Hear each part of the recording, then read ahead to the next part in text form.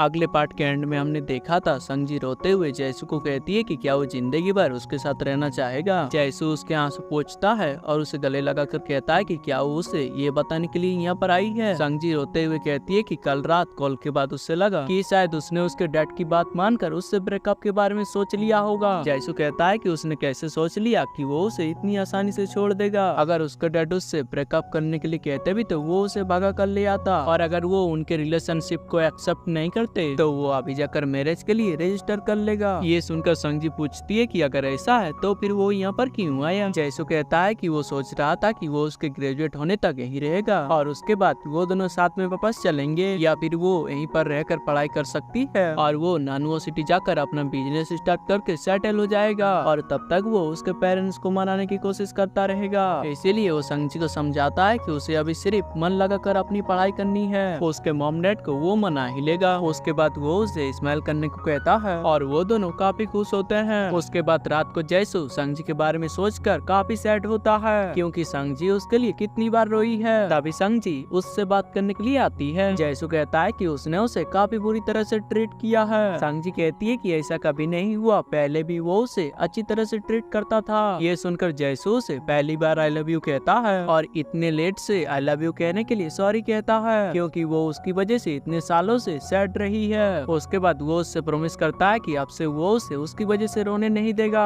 वो उन दोनों के साथ रहने के फैसले को गलत नहीं होने देगा। ये सुनकर संजी उसे किस करती है। अगले दिन संजी डिजाइन कंपटीशन की तैयारी करने के लिए डॉर्मेट्री वापस चली आती है। इधर जैसू ऑफिस पहुंचता है और अपने बॉस और उसके हस्बैंड को रेजिग्नेशन की बात करता है। उसकी बॉस तो चाहती थी कि वो रिजाइन ना करे। फिर जैसू ने पूरी सिचुएशन समझाता है कि संजी के पेरेंट्स को उसको लेकर कुछ चिंता है, इसीलिए वो प्रूव करके दिखाना चाहता है कि वो संजी के लिए काबिल है, और इसके लिए वो नॉर्वे सिटी शिफ्ट हो रहा है, जहाँ पर वो अपना बिजनेस सेटअप करेगा और वहाँ रहकर ही वो संजी के मॉम डैड को मनाएगा। उसकी बॉस कहती है कि नया बिजनेस सेटअप करने के लिए थोड़ा मुश्किल तो होगा, लेकिन वो उसके लिए हेडक्वार्टर से बात करेगी और उसके लिए जितना भी हेल्प हो सके वो करेगी। जैसू ऑफिस से रिजाइन करके जा ही रहा था, तभी उसे डॉक्टर का कॉल आता है और वो उसे बताता है कि उसके डैड की तबीयत खराब हो गई है और उनका आखिरी टाइम आ गया है, इसीलिए आखिरी टाइम में उसे उनसे जाकर बात कर लेनी चाहिए। वो उसके डैड से जाकर बात करता है कि अगर वो उस दिन एक्सीडेंट करके नहीं भागते तो आज उनकी हालत ऐसी नहीं होती। पैसे की कमी की वजह से उसके मॉम की जान नहीं जाती। उसके बाद हमें पता चलता है कि जैसू के डैड ने बहुत सारा उधार ले रखा था और उसे नशे की भी आदत थी, जिस वजह से उनका कर्जा बढ़ता गया, और उस दिन उसके बाद उसके डैड ने तो खुद ही सुसाइड करने की कोशिश की थी और उसी से उनकी ये हालत हुई थी। और उसकी मॉम को कैंसर होने के बावजूद वो पैसा कमाने के लिए काम करती थी और सारे पैसे उसके डैड के इलाज में लगा देती थी। उसके बाद जैसू कहता है कि उसने उनका सारा कर्ज चुका दिया है, लेकिन उसके मॉम के लिए वो उन्हें कभी माफ नहीं कर पाएगा। अगर वो उसके मॉम से मिलेगा तो वो उसे सॉरी कहने के लिए कहता है। इतना कहते ही उसके डैड की डेथ हो जाती है। उसके बाद जैसू सारे फॉर्मेलिटीज पूरा करके बाहर आता है, जहाँ संजी उसका इंतजार कर रही थी। उसके बाहर आते ही संजी उसे गले लगा लेती है और कहती है कि उसे पता है वो बहुत ही सैड है, इसलिए वो उसे रोने के लिए कहती है। जैसू बहुत ही ज्यादा रोने लगता है, क्योंकि वो चाहे जैसे भी थे आखिर वो उसके डैड थे। उसके बाद वो संजी के साथ अपने मॉम के एक ग्रेवयार्ड पर जाता है, जहाँ पर वो उन्हें उसके डैड की मौत के बारे में बताता है और संजी को इंट्रोड्यूस भी करवाता है। संजी जैसू की मॉम को कहती है कि जैसू एक बहुत ही अच्छा इंसान है और वो उसका ध्यान रखेगी और उसे प्रोटेक्ट करेगी।